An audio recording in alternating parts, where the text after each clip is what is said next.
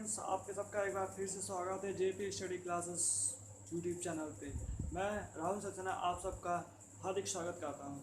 आज के YouTube channel में आज के इस वीडियो में मैं आपको बताऊंगा एनसीईआरटी मैथ के क्लास 10th के चैप्टर 1.1 से। तो चैप्टर में दिया है, चैप्टर का नाम आपको मालूम है, रियल नंबर। रियल नंबर मतलब क्या होता है? वास्तविक संख्या, ऐसी संख्या जिसका वास्तविक में अस्तित्व में होता है। इसके ऐसी संख्या जिसका अस्तित्व होता है उसे हम वास्तविक संख्या बोलते हैं, यानी कि रियल नंबर। आज हम इन रियल नंबर को पढ़ेंगे, लेकिन किसी और विधि से पढ़ेंगे। वो विधि है Euclid division algorithm. Euclid division algorithm का मतलब होता है कि ऐसी एल्गोरिथम, यानी कि प्रमेय के बारे में आप ये समझ लीजिए कि प्रमेय का एक ऐसा सिद्धांत होता है जो किसी गणितज्ञ के द्वारा निकाला हुआ एक फार्मूला होता है। उस फार्मूले के अकॉर्डिंग हमें किसी भी क्वेश्चन को सॉल्व करना होता है। तो वही फार्मूला एक यूक्लिड के माध्यम से निकाला गया था, मतलब यूक्लिड गणितज्ञ के माध्यम से दिया गया एक फार्मूला है, वही यूक्लिड डिवीजन का। अब डिवीजन इसमें है, तो डिवीजन का मतलब है कि आप उसको डिवाइड करना है, भाग देना है। तो यूक्लिड डिवीजन प्रमेय का मतलब होता है पूरा ये होगा कि यूक्लिड जो एक गणितज्ञ था उसने एक फार्मूला बनाया भाग देने का। वो भाग देने वाला का जो फार्मूला बनाया या सिद्धांत बनाया, उस सिद्धांत के अकॉर्डिंग उसने ये बोला कि यदि दो संख्या हैं ए और बी धनात्मक हैं, तो उनको अगर हम डिवाइड करते हैं तो उन संख्याओं के साथ हमें दो संख्या और मिलती है, और वो है क्यू और आर। क्यू का मतलब है क्वोटिएंट एंड रिमाइंडर, आर का मतलब है, यानी कि हिंदी में हम बात करें तो अगर हम ऐसे दो पूर्णांक संख्या लेते हैं जो ए और बी हो और दोनों ही पॉजिटिव हैं, यानी कि धनात्मक हैं, और दोनों का हम डिवाइड कर रहे हैं, तो दोनों का हम डिवाइड करेंगे तो हमें उनमें ऐसी दो संख्या मिलेंगी जिनका अस्तित्व है, यानी कि उनके माध्यम से हम किसी भी संख्या को पूर्णतः प्राप्त भी कर सकते हैं और पूर्णतः डिवाइड भी कर सकते हैं, यानी कि भाग भी दे सकते हैं। अब ए और बी जो ऐसी संख्या है, पॉजिटिव है, इनको हमने डिवाइड किया, तो डिवाइड करने के बाद हमें दो ऐसी संख्या मिल रही हैं, और वो है क्वोटिएंट और रिमाइंडर, यानी कि शेषफल और भागफल। ये दो ऐसी संख्या मिलेंगी। इसी को एक फॉर्मूले के रूप में रिप्रेजेंट करना किया है यूक्लिड गणितज्ञ ने, उस वजह से उसका नाम पड़ गया यूक्लिड डिवीजन एल्गोरिथम। तो आज हम उसी के बारे में पढ़ेंगे। वीडियो शुरू करने से पहले मैं अपने दोस्तों से एक निवेदन करता हूं कि वो यूट्यूब चैनल को सब्सक्राइब करें। जिन्होंने अभी तक इस चैनल को सब्सक्राइब नहीं किया है वो इस चैनल को ज़रूर सब्सक्राइब करें, और जो वीडियो हम आप सबको प्रोवाइड करते हैं उस वीडियो को ज़्यादा से ज़्यादा लोगों को शेयर करें, ताकि उस वीडियो के माध्यम से जो चीज़ उन लोगों ने नहीं पढ़ी है उस चीज़ को वो लोग समझ सकेंगे। इससे आपका भी फ़ायदा है और उनका भी फ़ायदा होगा। और वीडियो को लाइक करें, कमेंट करके कमेंट बॉक्स में मुझे ज़रूर बताएं कि आपको वीडियो कैसी लग रही है, और आप वीडियो में और क्या जानना चाहते हैं, आपको किस चीज़ में डाउट हो रही है, या आप किस चीज़ के बारे में पढ़ना चाहते हैं। तो उसके बारे में अगर आप ज़रा सा लिख के कमेंट कर देंगे तो मुझे थोड़ा सा एक हिंट मिल जाएगा, और मैं उस डाउट को क्लियर करने की कोशिश करूँगा। ओके, तो लेट्स टू स्टार्ट। हम शुरू करते हैं। तो सबसे पहले हम क्वेश्चन को देखेंगे। हमने बताया है कि रियल नंबर, आपको उस रियल नंबर को सॉल्व करना है। तो रियल नंबर सॉल्व करने के लिए हमें क्या करना है, एक एल्गोरिथम का यूज करेंगे। एल्गोरिथम जो है वो है यूक्लिड डिवीजन एल्गोरिथम। कौन सा एल्गोरिथम? Euclid division algorithm. हम देखेंगे यहाँ पे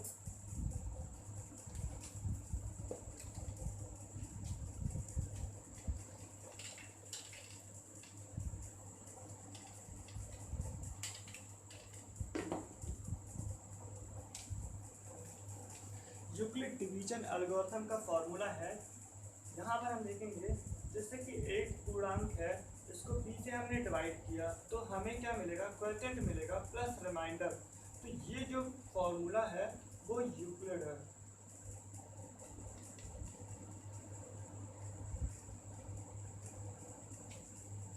यूक्लिड डिवीजन एल्गोरिथम बोला गया।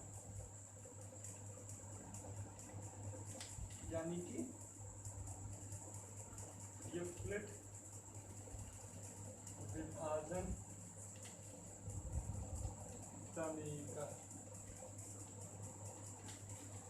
ये है यूक्लिड डिवीजन एल्गोरिथम, यानी कि इस फार्मूले के रूप में लिखा गया है। इस फार्मूले के रूप में हमें मिला है यहाँ पर ए और बी दो ऐसी संख्या मिली है।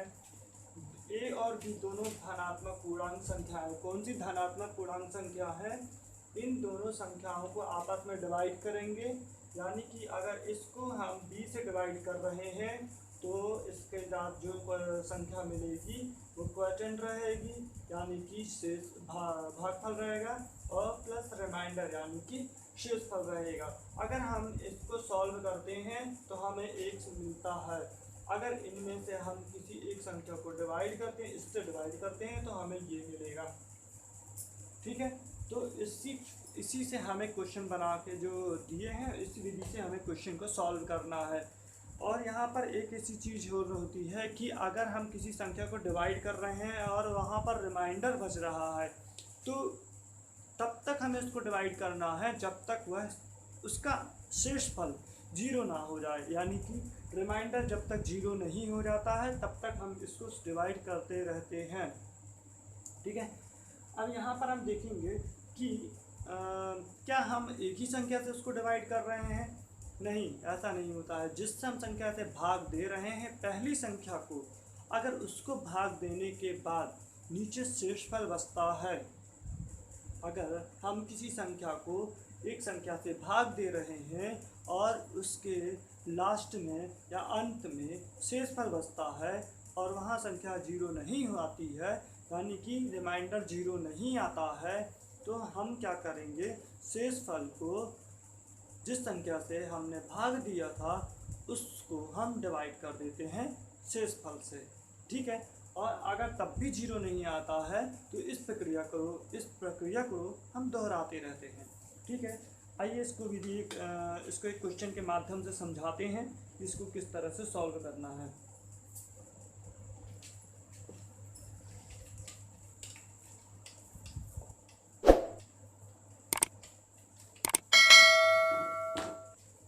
अगर पहला क्वेश्चन है 135, क्वेश्चन नंबर फर्स्ट का, इसको एल्गोरिथम के यूक्लिड डिवीजन एल्गोरिथम के माध्यम से इसको डिवाइड करना है। और पहला क्वेश्चन है इसका 135 एंड 135 है एंड 225, इसको हम डिवाइड करेंगे। इसको हमें डिवाइड करना है यूक्लिड डिवीजन एल्गोरिथम के माध्यम से। तो यूक्लिड डिवीजन एल्गोरिथम के माध्यम से डिवाइड करेंगे तो हम देखेंगे कि यहाँ पर हमें दो संख्या देखनी है। जो दो संख्या दी हुई है ए और बी, माना कि ए और बी है, ए और बी है, लेकिन अगर हम देखेंगे तो हम डिवीजन करते हैं तो वो हम छोटी संख्या से भाग देते हैं। तो यहाँ इन दोनों में छोटी संख्या कौन सी है? 135। तो हम डिवाइड करेंगे 225 को। तो यहाँ पे हम लिखेंगे 225 को हमें डिवाइड करना है इक्वल टू 135 से। अब इसका दोनों को यहाँ तो लिख तो लिया है डिवीजन एल्गोरिथम में, लेकिन इसके आगे होगा क्या वो अपन देखेंगे। तो इसमें नॉर्मली से अपन डिवाइड करके देखेंगे। 225 का 135 से डिवाइड करेंगे। दोस्तों, इस चीज़ को विशेषतर ध्यान रखना आप लोग, क्या हुआ कि अगर आपको यहाँ पे समझ में नहीं आया तो ये चीज़ आपको समझने में बहुत ही आसान तरीका है कि आपको यहाँ पे क्या लिखना है, कैसे करना है, क्या आएगा, उस चीज़ के बारे में आपको यहाँ मिल जाएगी जानकारी। तो हमने यहाँ पे देखा कि दो संख्या हमें मिली हुई है। इन दोनों संख्याओं में सबसे छोटी संख्या ली हमने और सबसे बड़ी संख्या ली। तो सबसे छोटी संख्या से हम बड़ी संख्या को डिवाइड करते हैं। तो सबसे छोटी संख्या ये है और बड़ी संख्या ये है। तो बड़ी संख्या को हम छोटी संख्या से डिवाइड करेंगे, तो यहाँ पे डिवाइड हम कर रहे हैं। ठीक है, तो 135 को हमने 225 को 135 से डिवाइड कर रहे हैं। तो 135 का टेबल्स पढ़ेंगे अगर हम 2 बार, तो हम जानते हैं कि 135 का टेबल 2 बार पढ़ेंगे तो वो 270 होगा। इसीलिए हम क्या करेंगे, 1 बार रखेंगे। तो 135 हमने यहाँ पर डिवाइड किया। अब इन दोनों में माइनस होगा, तो 5 में से 5 गया तो 0 बचेगा आपका। 2 में से 3 तो जाता नहीं है, तो इससे हमने वैल्यू ले लिया। तो 12 में से 3 गया तो कितना बचेगा? 9 बचेगा। अब हम यहाँ पे देख रहे हैं 90 बच रहा है। अब इस बात को ध्यान रखना आप लोग कि यहाँ पर जो लिखना है वो आपको यहाँ ही इसी डिवाइड में ही मिलेगा। तो क्वोटिएंट कितना आया है? क्वोटिएंट यानी कि जो हमने ऊपर लिखते हैं क्वोटिएंट आता है इनटू में 1 आया, फिर प्लस रिमाइंडर आया 90। अब यहाँ पर हमें क्या बोला था आपको कि अगर यहाँ पर लास्ट में 0 नहीं आता है और कोई संख्या आती है तो इस संख्या को यहाँ पर जो ये संख्या 90 दी है रिमाइंडर है, तो रिमाइंडर से हम इस संख्या को डिवाइड कर देंगे जिस संख्या से हम पहली संख्या को डिवाइड कर रहे थे। तो यहाँ पे हमने क्या किया 135 हमने यहाँ लिख दिया। अब रिमाइंडर से हम इसको डिवाइड कर रहे हैं तो हम क्या करेंगे, ये संख्या अब जैसे यहाँ पर था ये संख्या बड़ी हो गई तो इसको हमने यहाँ लिख दिया इक्वल टू, अब हमने किससे डिवाइड कर रहे हैं 90 से। अब इसका क्वोटिएंट लिखना है और रिमाइंडर लिखना है। तो 90 का हम 2 बार टेबल्स पढ़ेंगे तो 92 का कितना होता है 180 होता है। तो यहाँ पर हम क्या करेंगे 1 बार डिवाइड करेंगे, 1 बार डिवाइड किया हमने तो 5 में से 0 जाएगा तो कितना बचेगा 5 बचेगा, और 13 में से 9 जाएगा कितना बचेगा 4 बचेगा।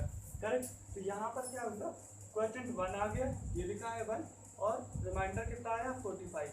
अभी भी देखो दोस्तों यहाँ पर देखिए आप लोग कि यहाँ पर अभी भी 45 है, 0 नहीं आया है। अब 0 नहीं आया है तो यही प्रक्रिया हम तब फिर अपनाएंगे। अब हम 45 से डिवाइड करेंगे 90 को, तो इसको 90 में हम यहाँ रखेंगे। फिर हमने 45 को डिवाइड कर रहा है तो 45 का टेबल इतनी बार पढ़ना है कि 90 से ज़्यादा नहीं होना चाहिए। तो 45 टू से कितना होता है 90, तो कट गया अपनी संख्या। यहाँ पर हम देखेंगे 90 का वाला ये अपन ने नहीं किया था ना, यहाँ पे 45 का, तो यहाँ पर 45 आया तो 45 से डिवाइड करें। अब 90 इन दोनों में बड़ी कौन सी है 90 है, तो 90 हमने यहाँ लिखा, 45 हमने यहाँ लिखा। इसका क्वोटिएंट कितना आया 2 आया, और प्लस यहाँ पर 0। अब ये हमारा जो क्वेश्चन है वो हो गया सॉल्व। इसका आंसर हमें तब तक हमें लिखना है, तब तक वो दो संख्या को लेके चलना है और तब तक हमें डिवाइड करना है जब तक उसका आंसर 0 नहीं आ जाता है। और 0 आ जाता है तो उसको हम क्या करेंगे डिवीज़न एल्गोरिथम में लिखना शुरू करेंगे, और डिवीज़न एल्गोरिथम में लिखेंगे तो इसका डिवीज़न एल्गोरिथम ये है, यानी कि इसको हमें किसी भी संख्या को हम डिवाइड कर रहे हैं तो डिवाइड करने के बाद उसके जो क्वोटिएंट हैं रिमाइंडर हैं उनको एक फॉर्म में लिखना, यानी कि ऐसे रूप में लिखना। ये क्या होता है, ये जो फॉर्मेट है ये फॉर्मेट कहलाता है आपका यूक्लिड डिवीज़न एल्गोरिथम। ठीक है, तो यहाँ पर आप लोग एक बार और समझ लीजिए, मैं दोबारा रिपीट कर रहा हूँ। यहाँ पर ये दिया है कि यूक्लिड डिवीज़न एल्गोरिथम के माध्यम से किसी दी हुई दो संख्याओं को आपस में डिवाइड करना है। तो यहाँ पर जो फॉर्मूला है प्रमेय का है वो ये बोल रहा है कि किसी भी दो धनात्मक पूर्णांक संख्या को अगर हम डिवाइड करते हैं तो उसके डिवाइड करने के बाद उसमें हमें जो दो नई संख्या मिलती हैं वो क्या होती हैं क्वोटिएंट और रिमाइंडर, यानी कि उसमें जो दो संख्या और होती हैं वो निकल के सामने आती है क्वोटिएंट और रिमाइंडर। इनको एक फॉर्मेट में लिखना, तो यूक्लिड नामक गणितज्ञ ने उसको एक फॉर्मेट में लिखा। उस फॉर्मेट में लिखने के बाद ये जो फॉर्मेट बना उसको हमने नाम दिया यूक्लिड डिवीज़न एल्गोरिथम। अब हमने क्या किया, अब यहाँ पर हमारा क्या है, हमने अब उसी जो फॉर्मेट उसने बनाया था उसी फॉर्मेट के थॉट पे हमने सॉल्व क्वेश्चन किया। तो यहाँ पर क्वेश्चन सॉल्व करने के लिए हमने क्या किया, दो संख्या हमने ली 135 एंड 225। तो 225 को हमने देखा कि इन दोनों संख्याओं में बड़ी कौन सी है 225। तो 225 को हमने डिवाइड किया 135 से। तो 135 से हम डिवाइड करेंगे तो हमने देखा कि 135 का टेबल्स अगर हम 2 बार पढ़ते हैं, यानी कि 135 2 से कितना 270, जो 225 से ज़्यादा है, इसीलिए हम एक बार रखेंगे। एक बार हमने रखा 135 आया। अब 135 आया, 135 को माइनस करेंगे तो आंसर कितना आया 90 आया। और इसके पहले मैंने आपको बताया था कि हमें ये संख्या इन दोनों संख्याओं को लेकर चलना है और इनको तब तक डिवाइड करना है जब तक इनका पूरा आंसर, वो दो संख्या लेके जो चल रहे हैं उसका पूरा आंसर 0 नहीं आ जाता, यानी कि यहाँ तक 0 नहीं आ जाता है, मतलब कि ब्लैंक हो जाए। तो तब तक हमें डिवाइड करते जाना है, और हमें डिवाइड करने के लिए हमें किसी दूसरे संख्या की ज़रूरत नहीं है या फिर हम कोई एक्स्ट्रा संख्या लेंगे, बिल्कुल नहीं। यहाँ पर हमारा जो रिमाइंडर बचेगा उसी से हम डिवाइड करेंगे डिवीज़र को। ठीक है, तो यहाँ पर जो रिमाइंडर बचा 90 को हमने डिवाइड कर रहे हैं 90 से हम डिवाइड करेंगे 135 को। तो 135 यहाँ पर है। अब हम देखेंगे कि इन दोनों संख्याओं में कंपेयरिंग करेंगे तो बड़ी कौन सी है 135। तो 135 को हमने यहाँ लिख दिया, इक्वल टू का निशान लगाया, फिर हमने दूसरी संख्या यानी कि 90 है तो लिख दिया।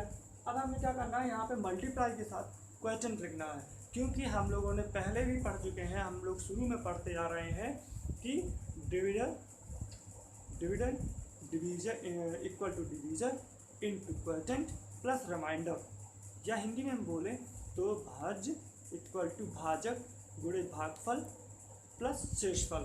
ये यहाँ का फॉर्मेट है। इसी फॉर्मेट को हम लोगों ने शुरू से लगाते आ रहे हैं, लेकिन कभी इसके बारे में नॉलेज नहीं था कि ये आगे जाके यूक्लिड डिवीजन एल्गोरिथम के नाम से जाना जाएगा, क्योंकि ये वही डिवीजन का एल्गोरिथम है जो हम लोग बचपन में अपने आंसर को, यानी कि भागफल को, भाग जो दिए होते हैं, क्वेश्चन में भाग मिलता था, वो हम लोग चेक करने के लिए इस फॉर्मेट का यूज करते थे। अगर इस फॉर्मेट में हमारा आंसर यहाँ जो रखी संख्या के बराबर आता था तो हमारा आंसर सही होता था। इसी प्रकार यहाँ पर भी हमने क्या किया, यूज कर रहा है। तो 90 को हमने डिवाइड किया तो 91 यहाँ हो गया। 92 की 92 का 90 का टेबल 2 बार पढ़ेंगे तो 180 होगा, जो 135 से ज़्यादा है, तो हम इसलिए 1 बार रखेंगे। 90 माइनस करेंगे तो यहाँ पे 5 बचेगा, यहाँ पे 4 बचेगा।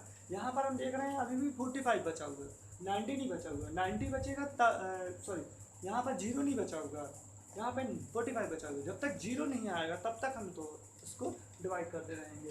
तो यहाँ पर हम देखेंगे, अब 90 को हम डिवाइड करेंगे, 45 से 90 को डिवाइड करेंगे, तो यहाँ हम दोनों में भी कंपेयर करेंगे तो हम देखेंगे 90 है, 90 बड़ी है, 90 को हमने साइड में लिख दिया, इक्वल टू 45 लिख दिया। अब इसका इंटू के साथ जो भी क्वोटिएंट आएगा वो हम यहाँ लिखेंगे। तो 45 का 2 बार मल्टीप्लाई करने पर 90 आ जाता, तो 90 यहाँ पे आ गया, और इसको डिवाइड कर दिया, आंसर देखो 0 आ गया, हमारा आंसर पूरा कंप्लीट हो गया। देखो इसी तरह अपना दूसरा क्वेश्चन है।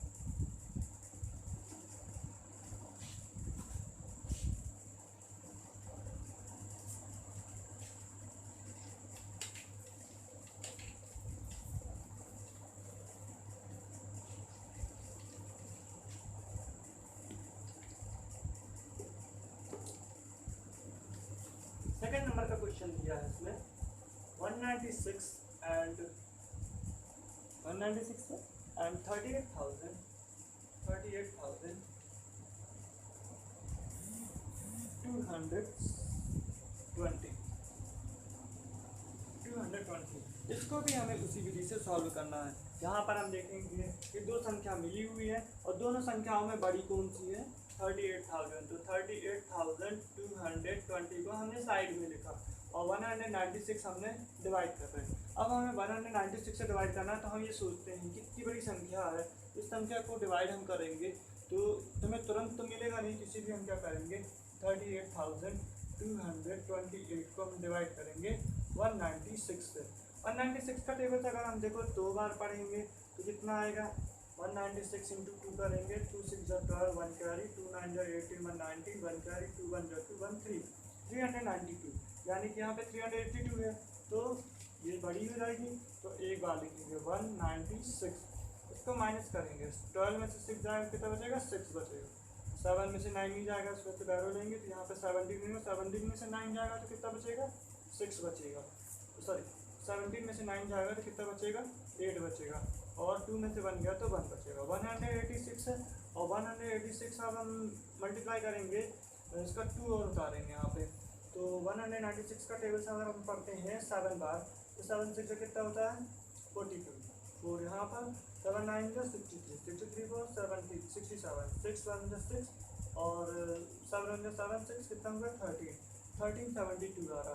तो यहाँ पर और डिवाइड करके देख सकते हैं, 9 बार देखते हैं, 9 6 जो 54, और यहाँ पर 5 कैरी, 9 9 जो 81 86 हो जाएगा, 8 बचेगा, 9 बन गया, 9 और 8 कितना होगा 17 64 आ रहा। तो यहाँ पर हम 9 रख लेंगे, 1764 आ रहा है।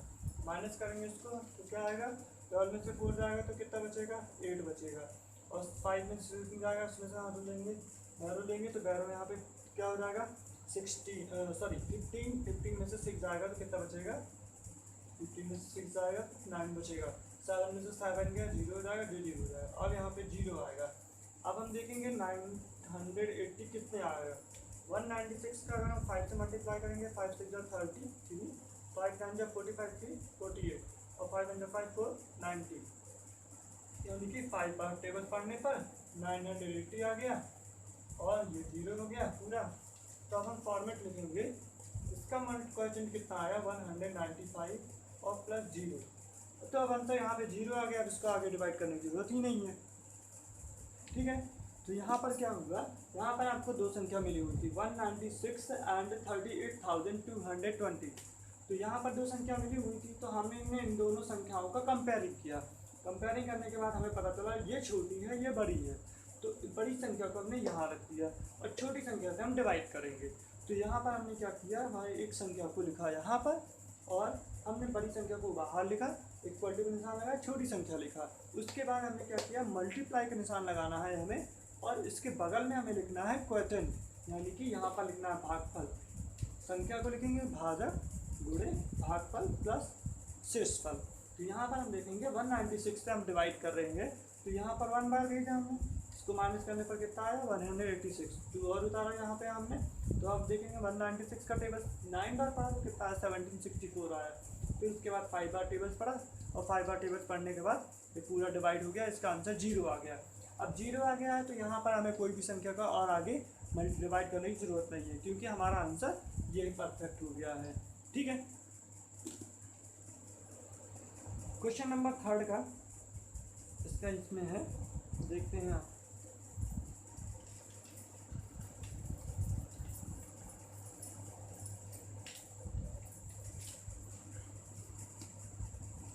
क्वेश्चन नंबर यहाँ पर 3 दिया है 867 एंड 255 एंड 255। अब इसको हम डिवाइड करेंगे, तो इसको डिवाइड करने से हम क्या करेंगे, सबसे पहले हम क्या करेंगे, दोनों संख्याओं के बीच में कंपेयरिंग करेंगे। दोनों संख्याओं के बीच में कंपेयरिंग करने के बाद हमें ये पता चला कि ये बड़ी है और ये छोटी है, तो इसको हम क्या करेंगे, आगे लिखेंगे 867 इक्वल टू का निशान लगाया हम यहाँ पे। अब इसके बाद हम क्या करेंगे, छोटी संख्या को आगे लिखेंगे यहाँ, इसके बाद 255। तो 867 से हम डिवाइड करेंगे, 867 को डिवाइड करेंगे 255 से। तो 255 का टेबल हमें कितनी बार पढ़ना है कि 867 से ज़्यादा ना हो, तो हम पढ़ते हैं 2 बार, या 6 2 जा कितना होता है, 4 2 जा 8 होता है, तो हम 3 बार पढ़ेंगे। 3 5 जा 15 5 1 कैरी, 3 5 जा 15 1 16 6 1 कैरी, 3 2 जा 6 1 7 7 में 65। अगर हम 4 का टेबल पढ़ते हैं इसके साथ 255 का, तो 5 4 जा 20 5 4 जा 22 कितना हो जाएगा 2 2 कैरी 4 2 जा 8 2 10। तो ये बड़ी हो जाएगी, तो इसका नहीं लिखेंगे, हम इसको लिखेंगे 3 लिखेंगे। यहाँ पर 3 लिखेंगे तो कितना आएगा 7 6 5, माइनस करेंगे तो 7 में से 5 जाएगा तो 2 बचेगा, 6 में से 0 बचेगा और 8 में से 7 जाएगा तो 1 बचेगा। ठीक है, तो अब हमने इसके साथ क्या है, यहाँ पर हमें क्या लिखना है, इनटू का साइन लगाना है, मल्टीप्लाई का साइन लगेगा। उसके बाद हम देखेंगे कि यहाँ पे क्वोटिएंट कितना आया, यानी कि भागफल कितना आया, भागफल आया है 3, और फिर हम प्लस का साइन लगाएंगे तो हम देखेंगे शेषफल कितना आया, शेषफल आया है 102। ठीक है, ये अपना कंप्लीट हो गया। अब हम यहाँ पे देख रहे हैं कि शेषफल 102 बच रहा है, यानी कि 102 बच रहा है, यानी कि 0 नहीं है। तो 0 नहीं है तो हम वही प्रक्रिया अपनाएंगे कि इसको हम डिवाइड करेंगे, इससे डिवाइड करेंगे इसको। ठीक है, तो अब इन दोनों में बड़ी कौन सी है, इन दोनों में बड़ी है 255, वो हम यहाँ लिख लेंगे इक्वल टू, बाकी जो बची संख्या है उसको यहाँ लिख लेंगे। अब 102 का टेबल हमें कितनी बार पढ़ना है कि 255 से ज़्यादा ना हो, तो 102 का टेबल अगर हम 2 बार पढ़ेंगे तो 4 जा 0 2 2 1 जा 2, और 3 बार का टेबल पढ़ लेंगे यहाँ पे तो कितना आएगा 102 का 3 से टेबल्स पढ़ेंगे तो 3 2 जा 6 हो जाएगा, 3 0 हो जाएगा, 3 1 जा 3। अब ज़्यादा कौन सी है, जो ज़्यादा हो जाएगी इसको नहीं लिखेंगे, अब लिखेंगे हम 2, यहाँ लिखेंगे 2, यहाँ लिखेंगे 204। अब यहाँ पर हम माइनस करेंगे तो कितना आएगा 1, यहाँ पे कितना आएगा 5। ठीक है, तो यहाँ पर हमने लिखा है क्वोटिएंट कितना आया 2 आया, रिमाइंडर कितना है 50%। आप देख रहे हैं यहाँ पर अभी भी डिवाइड नहीं हो रहा है, तो सर इसको यहाँ लिख दें साइड में, अभी भी 0 नहीं आ रहा है, तो हम क्या करेंगे, इससे हम डिवाइड करेंगे इसको, तो 102। अब बड़ी कौन सी है इन दोनों में 102, और छोटी कौन सी है 51। 51 का टेबल कितनी बार पढ़ेगा कि आंसर आएगा 102। तो यहाँ पर हम 2 बार पढ़ेंगे, 2 1 जा 2, 2 5 10, यानी कि 2 का टेबल्स पढ़ने पर 102 आ जाता है। इसको माइनस करेंगे, पड़ जाएगी संख्या, बचेगा यहाँ पे 2, तो यहाँ पर कितना बचेगा 0 प्लस 0। ये हो जाएगा अपना आंसर पूरा। बहुत ही इजी है, अगर आप लोग अच्छे से मन से इसको ध्यान लगा के अगर पढ़ेंगे समझेंगे तो बहुत ही आसान तरीका है। ये हम लोग बचपन में पढ़ चुके हैं और इसको हम यूज करते थे जब हम किसी संख्या को दो संख्या को आपस में डिवाइड करते थे, तो हम आंसर किसी को दिखाने से पहले ये चेक कर रहे थे कि इसका हमारा जो आंसर आया है या हमने जो डिवाइड किया है वो आंसर सही आ रहा है या नहीं आ रहा है। अगर गलत हो जाता था तो हम आंसर को फिर से चेक करते थे, क्वेश्चन को फिर से लगाते थे। और साथ में कभी 5th 6th क्लास में भी पहले जब हम लोग पढ़ते थे तो हम लोग के बुक में आते थे, हम लोग ने सॉल्व क्वेश्चन करते थे। तो जो भी हमारे पुराने दोस्त हैं तो उनको मालूम होगा कि हम लोग जब क्वेश्चन डिवाइड करते थे तो उसमें एक चीज़ और होता था कि अपने उत्तर की जांच कीजिए। तो वो अपने उत्तर की जांच हम इस विधि से करते थे। तो ये हम लोग को तब भी ये मालूम नहीं था कि ये यूक्लिड डिवीजन प्रमेय है, और हम पढ़ रहे हैं कि इसका नाम यूक्लिड डिवीजन प्रमेय है। इसकी आइडेंटिटी हमें पता चली आज, ठीक है, इसकी आज हमें आइडेंटिटी पता चल रही है कि इसका नाम यूक्लिड डिवीजन एल्गोरिथम है, यानी कि यूक्लिड विभाजन प्रमेय का है। तो इसके माध्यम से हम अपने आंसर को चेक करते थे और अब हमें यही क्वेश्चन लगाने का मौका मिला है। तो ऐसे ही आप लोग क्वेश्चन देखिए और लगाइए। आई होप कि आप लोगों से बहुत ही अच्छे तरीके से बनने लगेगा और ये विधि आप कभी नहीं भूलेंगे और इसको 100% आप पूरा करके ही आएंगे एग्ज़ाम में। तो आज के लिए इतना ही काफ़ी है। नेक्स्ट वीडियो में हम इसके आगे का चैप्टर्स के आगे के क्वेश्चन बताएंगे और सॉल्व करने की कोशिश करेंगे कि आपको अच्छे तरीके से समझा सकें, और इसको ज़्यादा से ज़्यादा लोगों को शेयर करेंगे तो वो अपनी बोर्ड्स के एग्ज़ाम की तैयारी जो कर रहे हैं उनको एक फ़ायदा मिलेगा। वो फ़ायदा ये होगा कि अगर कोई टीचर नहीं मिल रहा है उनको, तो इसके वीडियो से वो उनको अपना देख सकते हैं और देखकर ये भी नहीं होगा कि हमने वहाँ टीचर चले गए हैं या टीचर ने पढ़ा दिया उसके बाद वो टीचर नहीं पढ़ा रहा है। तो जिसके वीडियो के माध्यम से आप बार बार रिपीट करके देख सकते हैं और बार बार उस चीज़ को समझ सकते हैं। हमें मालूम है कि हम कुछ नया पढ़ रहे हैं, तो नया पढ़ना हमें लिए इतना आसान नहीं होता है। किसी भी चीज़, कोई भी नई चीज़ होती है उसको सीखना पड़ता है। अगर हम जब तक सीखेंगे नहीं तब तक हम कुछ कर नहीं सकते। तो हमें यहाँ पर क्या करना है, अगर हम किसी चीज़ को सीख रहे हैं तो उसको हम सीखते रहना चाहिए, यानी कि हम उसको सीखते रहें तो हमें कुछ ना कुछ तो उससे बनेगा। हम कभी सामने देखते हैं कि कोई व्यक्ति एक कार्य नहीं कर पाता है और वो कार्य हमें आता है अच्छी तरीके से, तो यदि हम उसको इंस्ट्रक्शन तो देते हैं और वो कोशिश करता है तो वो वह कार्य कंप्लीट कर लेता है। या कभी भी ऐसा होता है कि उसको कोई गुरु नहीं मिलता है तो भी वो कोशिश करता है और जो उसकी कमियां हैं या जो वो गलतियां कर रहा है उसको ढूंढ लेता है और ढूंढने के बाद अपने कार्य को पूरी तरह से कंप्लीट करता है। तो करें, शेयर करें और कमेंट करें, और जिन्होंने अभी तक चैनल को सब्सक्राइब नहीं किया है वो ज़रूर सब्सक्राइब करें, क्योंकि जब आप सब्सक्राइब करेंगे तो हमारी जो भी नई वीडियो अपलोड होगी या अपलोड की जाएगी, जो नई वीडियो आएगी वो आपको सबसे पहले आपके मोबाइल में या आपके यूट्यूब चैनल पे आपको प्रोवाइड हो जाएगी। ठीक है, तो तब तक के लिए शुक्रिया। जय हिंद।